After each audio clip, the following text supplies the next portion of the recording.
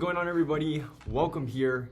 What is this series even going to be called? We didn't talk about this. We're the football threesome. We're back again for the new season this year. We love football, guys. Okay, that's what we're going with. Today, obviously, because y'all are here, watching the 2024-2025 award predictions here for the upcoming NFL season, which starts next week, Thursday, by the way, if you guys didn't know. And the great thing about listening to us is we have three drastically different opinions for the most part. And we're all experts, really, in the craft. Well, we're going to find out really quickly that you're not an expert doctor, but okay, anyway. So, let's go backwards. I think we want to work our way up to the eventual MVP award that we want to talk about. So we're going to start at Coach of the Year. We'll start off with we'll do that. Yeah. We'll start off with our Coach of the Year, which is probably I wouldn't say the most exciting award, but okay, Chris, how about you start? Yeah, we can start. Go ahead. I am our token Seahawks fan. I am a little bit of a homer on this pick. I'm really excited. I've got Mike McDonald winning Coach of the Year, which I don't think is like a super out of the barrel pick. Maybe he's a dark horse candidate. Who knows? Maybe we take the division. Maybe we win the Super Bowl. You never know. But double-digit wins, I think he could easily be in that conversation. Yeah, I like that pick. I went with Shane Steichen. Look, what he did with the Colts last season was already impressive enough.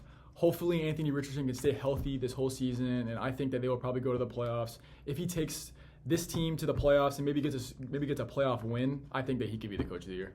Okay, and then mine, safe pick, but it's Dan Campbell. Okay, Dan Campbell didn't win last year, and he should have won. However, due to a very specific set of circumstances, which was the Cleveland Browns quarterback room, Kevin Stefanski won. But really, I mean, we're talking about a dumpster fire organization that has completely 180'd this thing, and they are now one of the, I would say, Super Bowl favorites coming out of the NFC. I think Dan Campbell's done a great job, and I really wouldn't be surprised if they repeat the success that they had last year, mainly due in part that they have continuity with their coordinators this year. So I think that's going to help them a lot. Okay, moving on now to the comeback player of the year. Now, because of Joe Flacco winning it last year, you have to have been hurt to win this award, okay? You can't just come off the couch. Yeah, you can't just be ass and then, I'm good, and then win comeback player of the year. So, who is coming off of the couch? We'll go with you now. We'll go with you. Me? Yeah. Oh, okay. So, I also am I'm a Falcons fan, so I'm gonna go with Kirk Cousins. Before we got hurt last year, he was probably in the MVP race, maybe leading it. And obviously he's coming off the injury. He's going to the Falcons, who have a plethora of weapons. I think that he's gonna succeed a lot, okay? Bijan Robinson, Drake London, Kyle Pitts. He has everything there he needs for him. A new offensive coordinator. I think he's going to succeed this season. I think he's going to win comeback player of the year. Okay. I could definitely see that. My comeback player of the year is going to be Aaron Rodgers, okay? Aaron Rodgers, I think, played a total of 6 or 7 snaps. And this is a guy, okay, who, I mean, this is not too long ago. It was 2020 when he won his MVP. He is a 3-time MVP. I don't think we can disregard Aaron Rodgers, just in general. He has a good running back, and he has a great wide receiver in Garrett Wilson, who has never had a quarterback like this. So, how much different is it going to be from his time in Green Bay? I don't think it's going to be much. They've had a good running game in Green Bay. He had one really good wide receiver, and that's all he needs to work with to put together an MVP caliber season. So, I'm a Vikings fan. I know what Aaron Rodgers is capable of doing, and I think as long as that offensive line stays healthy along with him, I think he can be the comeback player of the year. I have a question for you. Yeah. Do you think the line in New York is a problem for the Jets? I think it is. Line? I think, see, here's the thing. You're one injury away. Yeah. You're one injury away from this whole thing kind of being a real concern. But it hasn't happened yet, and I'm going to just bank off of that. But I think also Green Bay didn't have fantastic offensive line play either. They were rocking backups in the latter half of his career in Green Bay when Bakhtiari wasn't always healthy and Elton Jenkins was always moving over the line. I think they have a similar player in Elijah Vera Tucker who does the same exact thing, play tackle, play guard. So they have the versatility. They have somewhat of depth, not like last year. So I think A-Rod does have a legit chance to win this award. Yeah, and they clearly knew that was their issue, and they went out and tried to address it this offseason. Exactly. And you see, this is the good thing, right? Because Olu Fashanu, they didn't need him, but they got him. So, I mean, you really have 3 quality high-end tackles, barring they stay healthy, no injury. So, Yeah. Okay. So my comeback player of the year, I was bouncing around a little bit. We have Joe Burrow left off this list. My comeback player candidate is going to be Anthony Richardson. Now, you could argue that what is he really coming back to, right? Because he was a rookie last year. He played a few games and got hurt. But he looked so good in those few games that he did play, and it was really terrible that he injured his throwing shoulder. So we don't really know what it's going to look like when he comes back, but his legs are fine. Yeah. I think the problem with him is I think he puts himself in harm's way more than you would want your franchise quarterback to, because he kind of initiates the contact when as a quarterback you probably don't want to do that. So, but yeah, I think that's a great candidate. I have a question for next year. Can J.J. McCarthy win comeback player of the year? Well, he didn't play. Oh, no, I don't think so. Because he got hurt. First off, I don't think he's going to anyway. But okay, so we're moving on to our rookies of the year. Let's go with the offensive rookie of the year first because everyone loves offense. I'll start this one off, and it's plain and simple. Caleb Williams, I think, is going to be the offensive rookie of the year. I think he's already put enough out there in the preseason where he's going to improvise. He's going to make plays just as we thought he would. And, I mean, we see what he can do with some real talent, right? We saw it with Jordan Addison. We saw it with Zachariah Branch at USC. Now he's got even higher caliber receivers now with Keenan Allen, DJ Moore. I am a little skeptical about Shane Waldron running this offense, but I do think that at a certain point, I mean, he's going to put up some numbers that I think you have to respect it, and I think he's going to win Offensive Rookie of the Year. Yeah, I'm pretty sure we'll have the same guy. It's Caleb Williams. I mean, the situation that he's getting put into as a first overall pick is actually kind of insane. He has so many weapons. They went out and got Keenan Allen. They have DJ Moore. They drafted Rome Odunze. I mean, he's in a perfect position to win this award. And quarterbacks tend to win the Offensive Rookie of the Year. I mean, You look a couple seasons ago when Justin Herbert and Justin Jefferson both put up insane seasons, but they gave it to Justin Herbert because he's a quarterback, I think that could happen with Marvin Harrison this year. I expect Marvin Harrison to have a great year. He has Kyler Murray as his quarterback, but at the end of the day, if Caleb Williams just plays decently well, he's probably going to win it. So. Oh, I will say, if Marvin Harrison doesn't sign his NFLPA deal, I don't think he's going to win. I think he's already left a bad taste in the media's mouth. Yeah, I completely agree with you. Hey, let's just put this on the record right now. Over under 1350 yards from Marvin Harrison. 1350? 1350.5.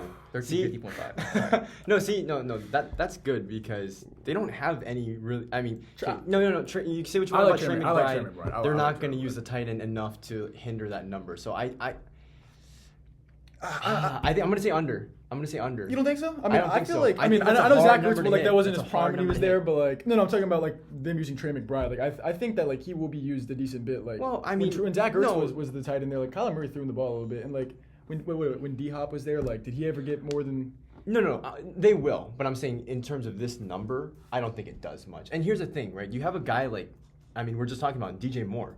DJ Moore had 1,300 yards last year. Granted, Justin Fields is not the same caliber quarterback as Kyler Murray, but he was the only receiver on that team.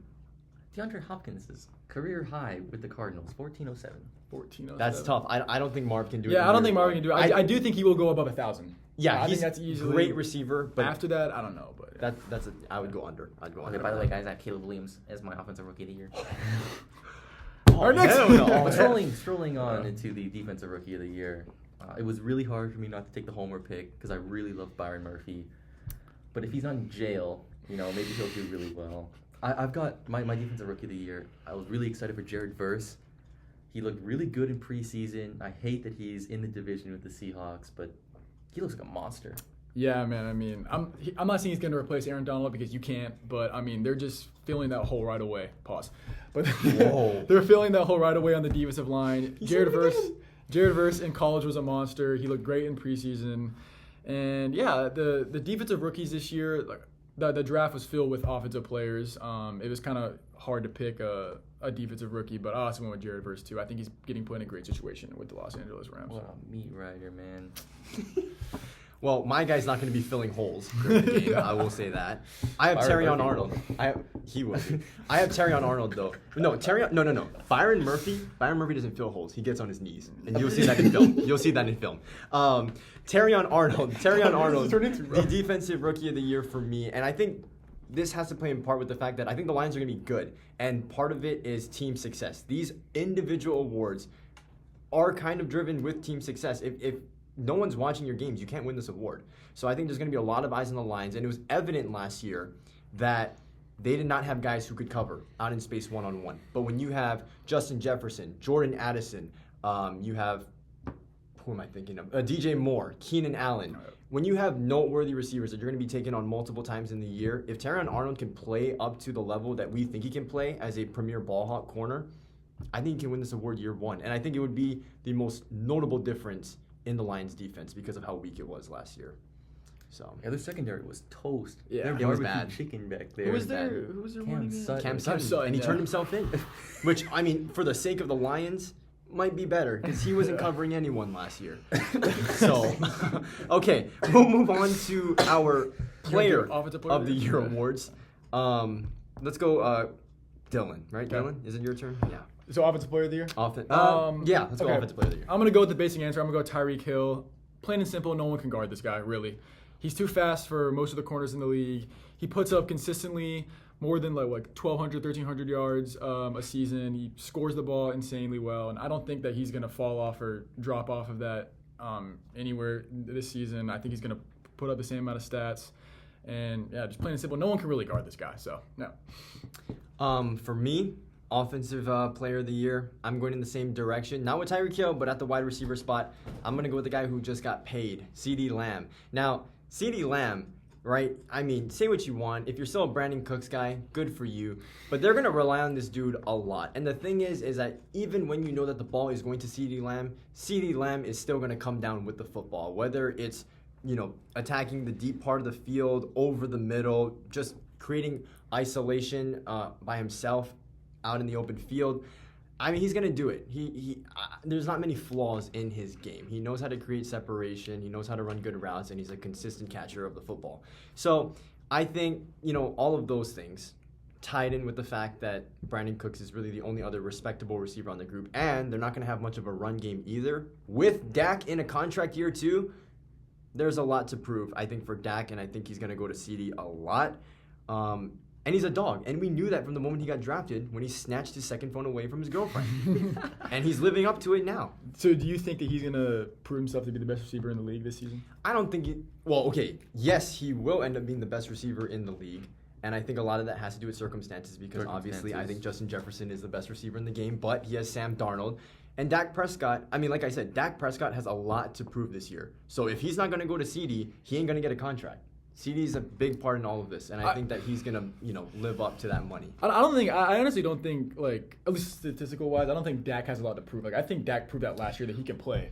It's just winning the playoff games when it matters. Yeah. That's what's holding him back from not getting paid right now. Because I'm telling you, if they don't sign him, he will have a huge market. Someone will give a lot of money to Dak Prescott. Mm-hmm. So, but I will say though, right? If Dak if he can replicate what he did this past regular season, I mean, there's no reason why CeeDee Lamb can't win it. CeeDee Lamb could have won it last year, but there were other really good options with playoff success. So, obviously that playoff success has to come with it. But again, I mean, that's banking on a lot considering it's Dallas and the playoffs.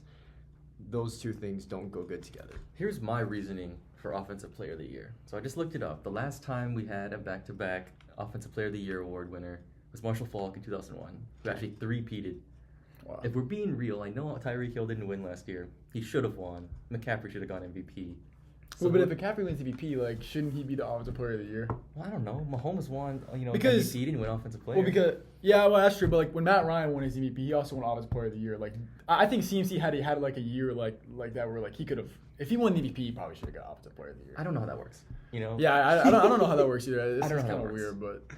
But yeah, so I don't know the track record for someone like Tyreek Hill or just receivers in general. It's very hard for them to replicate historical seasons back to back. So I'm going with someone who's been off the map for a little bit. I mean, not really off the map, but Saquon Barkley is my candidate. Ooh, He's into a super great offensive scheme here. I mean, the Eagles have schemed mid running backs to look semi-decent. I mean, DeAndre Swift looked good. Miles Sanders looked good. And Saquon Barkley is miles ahead of every one of those guys. I'm on the Eagles bandwagon this year. I think Saquon Barkley is going to put this team on his back, and he's going to be a workhorse, and he's going to stay healthy the entire year. I'll say these two things, and I'm just saying this just to have some sort of discussion. Because honestly, I'm with you. I think that this is a legit shot. But the two things, one, Kellen Moore, he passes the ball a lot. So if they're going to use him out in space, I mean, he used Eckler pretty well in his 1 year in Los Angeles. I think that'll help his case. But it could also hurt him because of how often he chooses to not run the ball in his offense. And the second thing is Jason Kelce. Like, Jason Kelce's not going to be easy to replace. And he was their best offensive lineman, whether you want to agree with that or not. He is the anchor of that offense. So this is going to be the first year without him. I don't know what that does for the sake of continuity for the team. And then Saquon Barkley's health, too. But I know I sound like a hater, but I'm just saying. There is a lot to think about. I understand. With that team and this player. When I said that he was going to put the team on his back, I don't expect him to get all these carries. Yeah. But with pass offense as explosive as the Eagles' offense is, the defense have to respect that. Yeah. And then there's no one who has, one play ability like Saquon. No, that's true. That's true. That's why I'm with you on this for the most part. I just think, that's a very, ideal scenario. He's got legs on that man. I will say this, agree. though, yeah, Jason Kelce is a big loss, but compared to what he had in New York, and he's still produced going from that to a Jason Kelce list offensive line, I still think that he's fine. He's going to be fine. Yeah, I think so. He's going to put up insane amount of numbers, and like you said, Kellen Moore does pass the ball up, but Saquon Barkley is a pass catcher too. Yeah, that's what I'm saying. I think everything is in place for this to happen. I just think that there's so many external factors that when we're talking about offensive player, I'm not saying Saquon's gonna be bad. He's not gonna produce what we expect him to. He can probably put up 1,600 yards, score 15 touchdowns, and still not win this thing. That's what I'm saying. That's true. So I think that's where this discussion gets tough because even though he will and he will, he's gonna have to be the focal point because you looking at the 49ers CMC won it because he's the best player and he was the focal point of that offense. Right. Yeah, they had Kittle, Ayuk, Samuel, but there's also AJ Brown on this team who was going to want the ball. You know what I'm saying? Yeah. Devontae Smith who's going to want the ball. So AJ Brown's going to want the ball. Yeah, Jahan Dotson is going to want the ball. Jahan Dotson. Oh So my yeah, God. it's interesting to see what they'll do with Saquon Barkley because he has all the talent in the world. He does. All right, let's shift our attention now to the defensive player of the year. Dylan, you can get us started with this So one. I actually went with the same guy I went with last year, Micah Parsons. There were a handful of candidates last year that could have won it. You could have went T.J. Watt. You could have went Micah Parsons, but obviously Myles Garrett ended up winning the award. But I think this is Micah Parsons' year. If you looked at advanced stats last year, he technically was the best defensive lineman. He just couldn't finish the play. If you look at the numbers. Yeah, if you look at the numbers, but. This guy just keeps getting better and better every year, and I think this is his year. He's going to win the Defensive Player of the Year award, and the Cowboys are going to win the Super Bowl. No. Sure. It's possible. I don't want to sound like a Cowboys fan, but it is. On paper, they were a really good team. They're a good team, but they choke when anything could happen. They choke in the playoffs. You could just get to the playoffs and anything can happen. And I know Micah Parsons is in that holy trinity of three defensive players that are always surrounding the DPOY. My guy is a new one. He put up 19.5 sacks last year. He's on the come up. So good that he had to change his name. I have Joshua Hines Allen winning the Defensive Player of the Year award this year. It's a great pick. Yeah. And Trevor Lawrence is going to be so bad that Joshua Hines Allen is going to be on the field maybe 75% of the games. 25 sacks. I will say this about 95 TFLs. I will say this about Micah Parsons as well. Is he in a contract year? Because next year he's eligible to get his extension. So he could really prove that he could be the highest defensive player ever. with his contract to get paid. So yeah, well, that's interesting. We'll see. Who is the highest defensive player? Because wait. I think it's not like that. Not like money. Because Josh Gordon's the highest offensive player. Who's the highest defensive player? I think it's Nick Bosa. I think Nick Bosa got 30-something million a year, right? 30, Yeah, 34 something crazy. like Yeah, I think it is. But yeah, so actually no. Yeah, Micah Parsons, if he wins Defensive Player of the Year, he definitely could demand more than a player like Nick Bosa. So. Nick Bosa, 34. Look at me, historian. That's crazy. Yeah, that's actually crazy. Yeah, someone's gonna go. And they on got the 30 Cowboys. more. Okay. So I will say the interesting thing about Jacksonville, and I don't think any of us have gone over our season predictions for each team. But I do think that's going to be interesting because I think if Allen can at least or Hines Allen can do what he did last year, they have Arik Armstead there now, and they still have Trevon Walker, which is this defensive line could honestly be the best in the AFC South. right? And I mean, there's some pretty good D lines. Well, I in that mean, division. you got the Colts, and they just drafted Latu, they have so, DeForest Buckner, and then the Quinte. Texans went out and got Daniel Hunter. I mean, Yeah. So Well, I'm that's- saying. No, I mean, yeah. I That's- mean, it's an. I'll say this. That's a very underrated defensive line because It people is. look at the Trevon Walker pick, and yes, he got picked higher than he should have. But the guy's continuing to get better and better. Okay, and who knows how he'll play this season? And like you said, Joshua Hines Allen, probably the most underrated defensive player last season. I mean, he put up insane numbers, and he wasn't even talked about in the Defensive Player of the Year award because there were 3 other candidates. You know, Oh, so- and it was also the Jaguars. Trevor Walker It is from the Georgia Jaguars, too. You know, he's played 3 years now. Hasn't been to jail yet, so that's good. That's a good track What does that record. mean? Oh yeah, I get that. I get that. Hey, okay. Yeah. So for me, Defensive Player of the Year, I'm gonna go with a position that hasn't won since Aaron Donald, the interior defensive line. I'm gonna go with Chris Jones, and I think, here's the thing too, and I don't think I'm overthinking this one. I think this is the best player at his respective position because when it comes down to it, okay, if a guy's good at stopping the run, woo freaking who? The media does not give a shit about that. They want guys who are going to go in the backfield, get sacks. I think that's why Chris Jones, I think that's why Quentin Williams, I think that's why Justin Matabike, those are the only guys that get real attention from that position, is if you can create pressure during the passing game. That's exactly what he's going to do. And I think now it's kind of settling into people's minds that Kansas City's defense is actually good. They were a run-over squad, prior to this previous season, or prior to this season. Now that they've gained the respect, and I think, we all know how much they value Chris Jones with the price tag that they put on him as well, I think Chris Jones is going to have another phenomenal season, and I think it showed how much they valued him this year when they decided to pay him rather than extend L'Jarius Sneed, which a lot of people thought was backwards because of age and because of what the salary cap would look like. But that's just how good he is. Now, I do want to mention that my honorable mention for this pick, and I know we're not supposed to be doing that, but it's going to be Devin Witherspoon. I just want to put that out there. Just a name that I want people to know about. If he's in the conversation, I'll give you your credit. No, this is like my extremely hot take of the year. If he wins, I'll oil up on stream. I hope he wins. I have a football question. Okay. Do you think like if Aaron Donald was still in the league, do you think that Chris Jones would be the best defensive tackle still, or like do you think that Chris Jones passed Aaron Donald? Like obviously of all time, Aaron Donald is one of the greatest of all time, if not the greatest defensive tackle of all time. But like, do you think Chris Jones surpassed him last season? I don't think so, honestly. I mean, You think Aaron Donald is still that good? yeah, Aaron Donald is that good. And you know what? We saw that in the last year because you had guys like Kobe Turner and Byron Young put up 9 sacks each, okay? You go on any other defense, those guys are not putting up those type of numbers. But when you have a guy who's that good, now, granted, I think Chris Jones could draw triple teams, but who actually draws triple teams? That's Aaron Donald. Yeah. He was still doing that in his final year. And come on, did anyone know who Kobe Turner or Byron Young was? No. Some people still don't know who that is. And he made them look good. And I mean, they are the future. And so. he beat LaShawn McCoy in a race. Aaron Donald? Yeah. He did? Oh, Yeah, yes. yeah. That's right. He beat.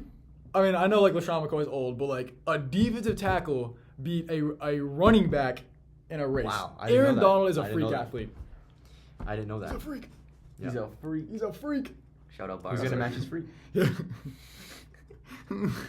All right, Okay. next. All right, Move it so on, move it on. anyway. But hey, Devin Witherspoon is a name that I want to throw out. Just because I think, Chris, right, I mean, you're in unison with me with the fact that we think the defense is going to be good. And I think, Yeah. yes? I mean, mean he's going to win Coach of the Year. I think there's expectation mean- on that defense. I mean, Mike McDonald, a former defensive coordinator Yeah. for one of the best defenses But- in the league last year, on the Ravens. So it's like, Right, and I'm going to say I think this, there's right? expectations. We saw what Mike McDonald did with Kyle Hamilton Yeah. out of the slot, and the blitzes that he drew up for him.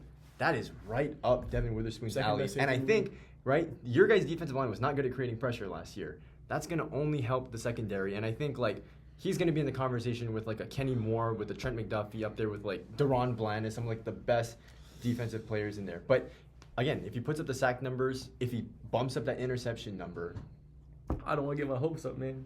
I love I Devin haven't seen Witherspoon. a good defense in so many years. I love Devin Witherspoon. Witherspoon. Yeah. He's better than Don't forget Tariq about Woolen. Reek Woolen, bro. He's better than Reek Oh, Woolen. yeah. He's better than Reek Woolen. Okay, finally, the one that we've all been waiting for, the MVP award.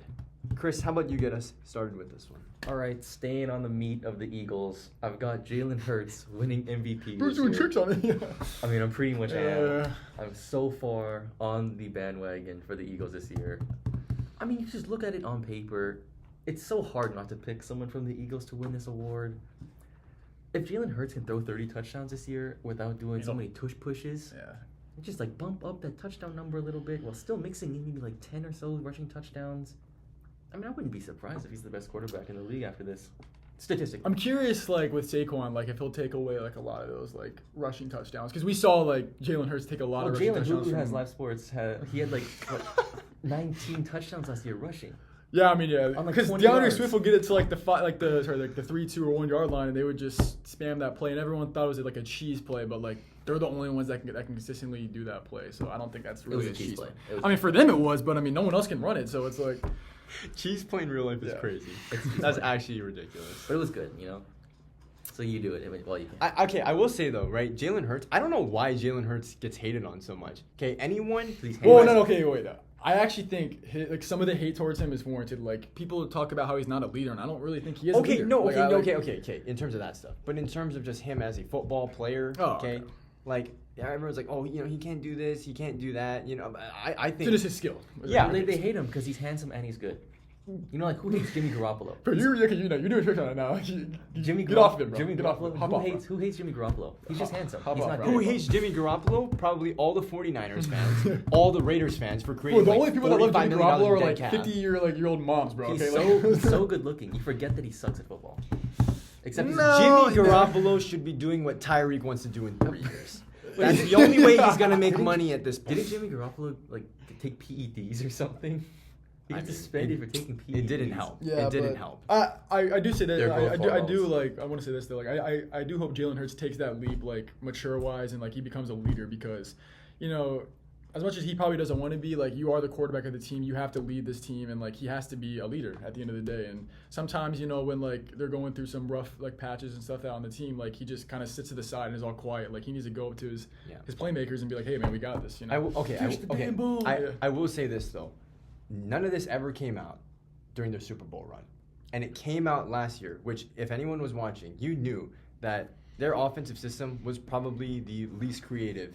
That's a stretch. Yeah. But it was very uninspiring offense that they were running. Well, they lost. So it's like when you have an internal collapse like that, and of course the quarterback can do only so much. When your coaching staff isn't even putting you in a direction to succeed, there's only so much you can do. And I mean, we're talking about an Eagles team that you could argue is the most talented roster in the league, and they weren't doing anything with the football. I think they scored 14 against you guys in that Monday night game against Drew Lock or something like that.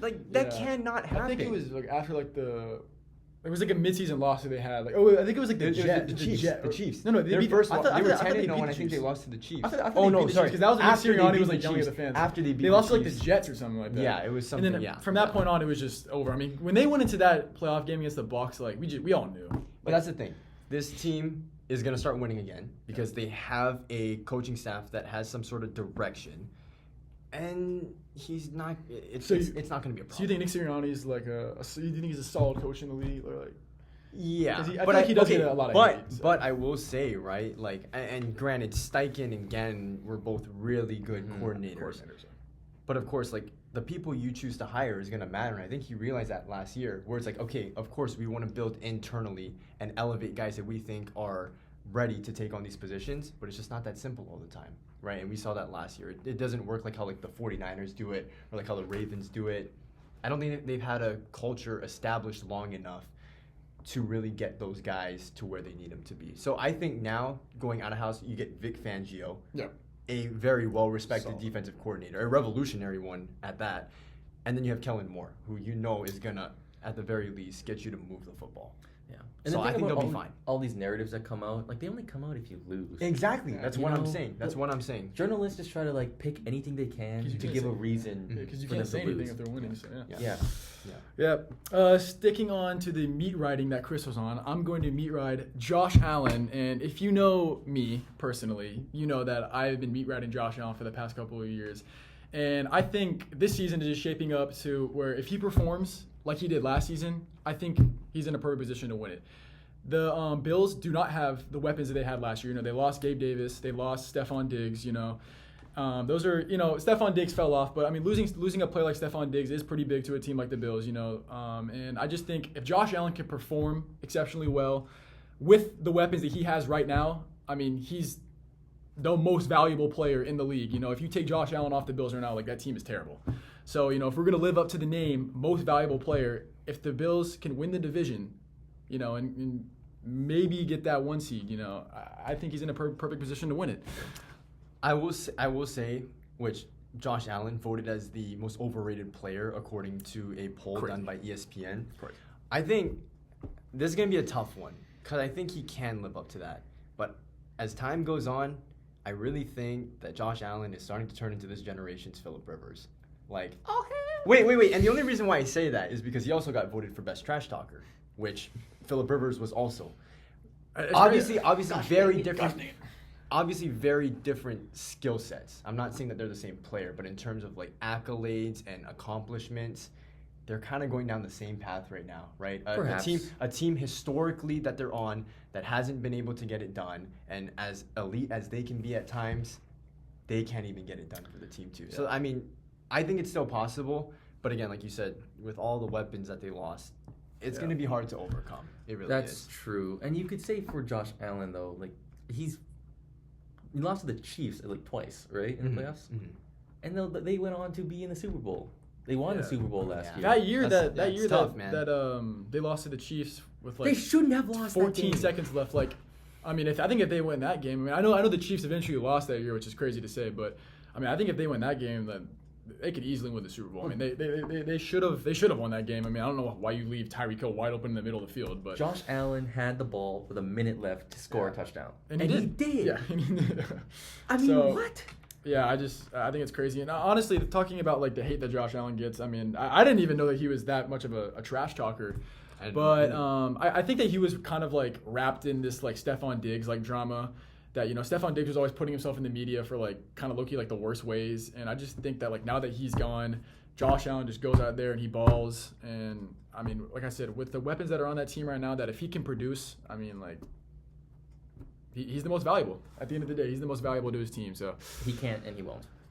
You're a hater and you meet ride the Eagles. So it's a tough division. It's a really tough division. No, that's what I'm saying. Like, if he can do it, I get it. Like this is all like if he just performs like we've seen the past couple of years.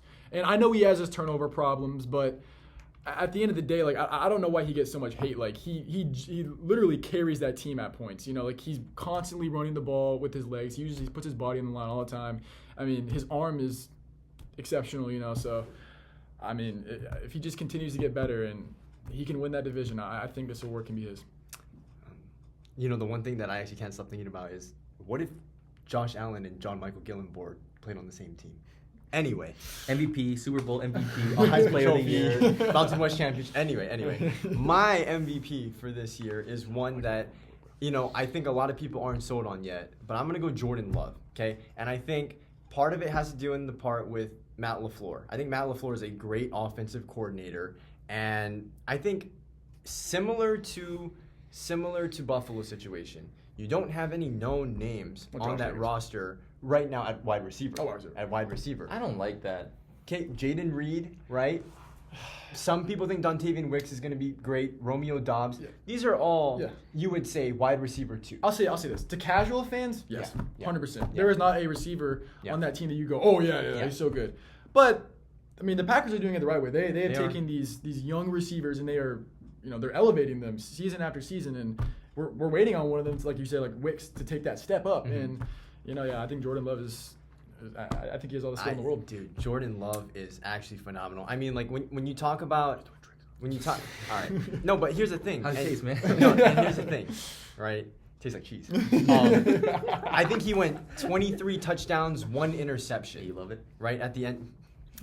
At the end of the season, that closing stretch, because the beginning of the year was horrific. I mean, it was like, oh, damn, like, this Jordan Love experiment's not going to work out.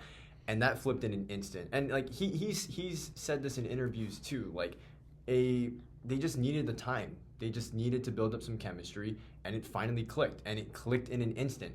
So I think that they're legitimately going to leave off right where they left off. Sorry, they're going to come back right where they left off.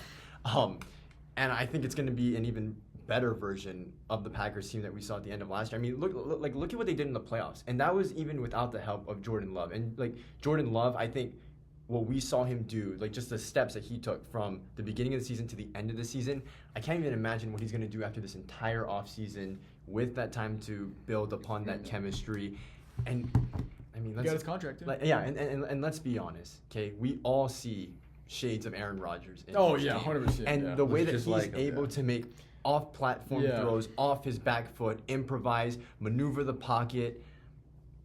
I hate to admit it because I'm a Vikings fan, but there's just not enough good things to say about Jordan Love, and I just don't think that he's being appreciated enough. But I think it's just going to come out of nowhere. And honestly, I wouldn't be shocked if the Packers do win the NFC North because of him. I think Jordan Love has a real shot to be the MVP over the this Lions, year. yeah. Yeah, I Oh, agree. yeah. And people have to remember that Jordan Love was basically like a super duper rookie last year. Oh yeah, absolutely. But here's the thing too with the NFC North thing. If they win the division over the Lions, that's going to get people's attention too. 100%. Because I think everyone right now Is expecting the Yeah, Lions. I mean, I think I would say 75% of America's Detroit Lions are going to win the NFC. The Lions were a couple of like interesting decisions for making the Super Bowl last year. I mean, Dan Campbell, he stuck to his, his riskiness, and his aggressiveness when it comes to play calling, and obviously that ended up, biting him in the butt, But honestly, I think they win if they have a better wide receiver option. I think Josh Reynolds actually lost at the game. And I think that's why he's not there anymore. Josh Reynolds had like 2 crucial drops on 4th and 3rd downs. That's why he's not there. I don't know anymore. if that's That is why. okay. That is I mean, why. okay. Watch it again. Josh Reynolds. When you look at that, that's big plays. But like also like, dude, they had free 3 points when they were up.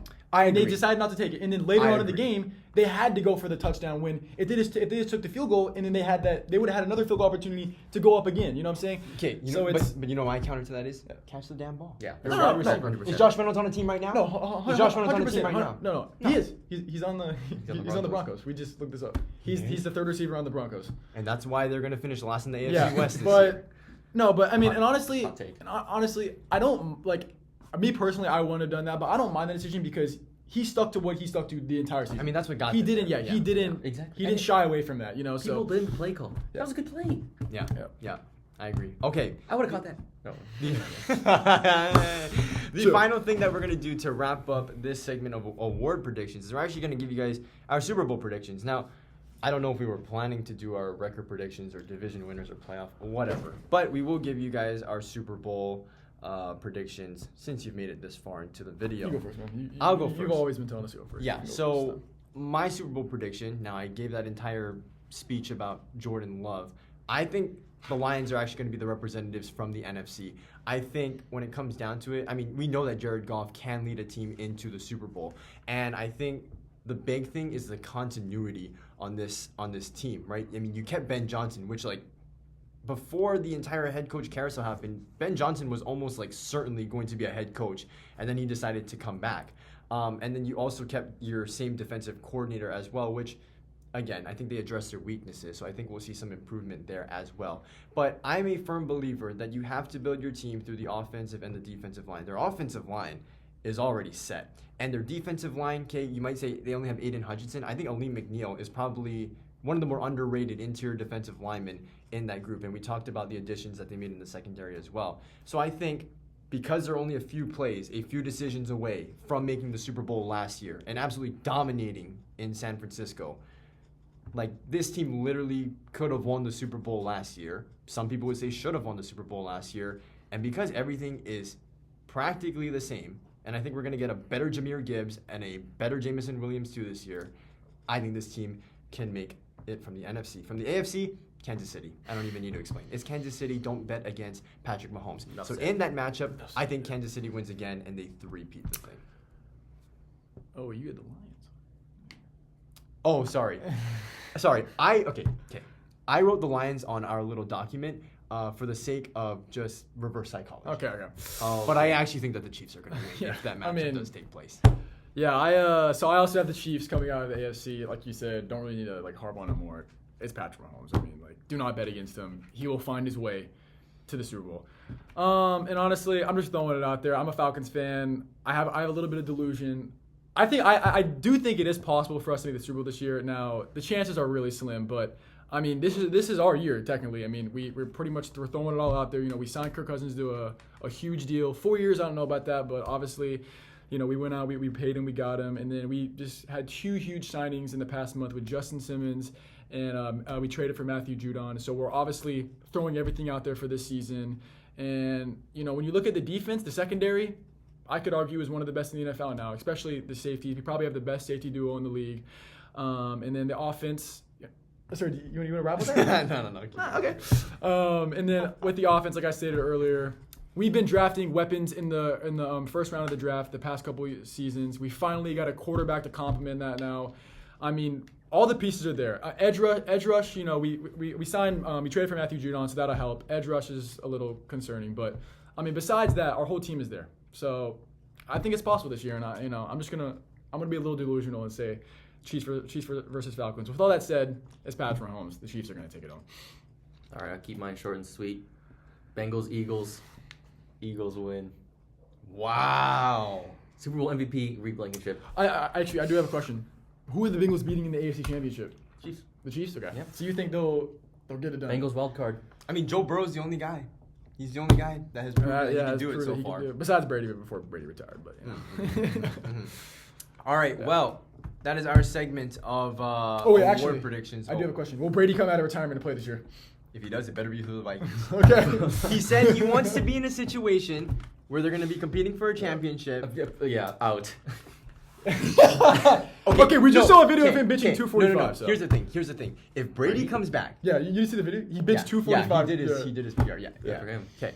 If Brady comes back, okay, and he joins the Vikings and he wins the Super Bowl for us, for the rest of world history, no one can ever say that he's not the greatest of all time. Yeah. It's never coming out of your mouth. Okay, at least for right now, the only person that's rivaling that who's on the come up is Patrick Mahomes. But I think even if Patrick Mahomes ties him in Super Bowls, which is crazy to say, but obviously he can do it, I still don't think he's considered better because when they played, Brady got the best of him every single time. So I mean, it's just. Yeah. We'll end up on this. Yeah. We'll end up on this, okay? I don't care about what anyone says, but it is relevant to what we were talking about today because, these individual accolades, and we talk about this all the time, a lot of it has influence from team success. So whether you want to accept that or not, whether you think it's right or wrong, it's the truth. You never see an offensive player of the year, defensive player of the year, or an MVP from a bum-ass team. It doesn't happen, okay? Yep. So say what you want. Patrick Mahomes' offensive line. No one gives a shit. They lost, okay? And he won 3 more after. It's just too bad Brady retired. Didn't Justin Jefferson win the award? He actually won 2 more after that. Well, Justin Jefferson won Offensive Player of the Year when the Vikings were 13-4. I don't remember that happening. He actually won 2 more after that. He won 1 before he played Brady in the Super Bowl. He beat the Niners. Okay, sorry. One last question because we're speaking on greatness right now. Is Patrick Mahomes already the second best quarterback of all time? No. I think so. Who is? I don't know, but not him. Wait. You can't say you no. Wait, is you only arguing because he hasn't played long enough? I'm just curious.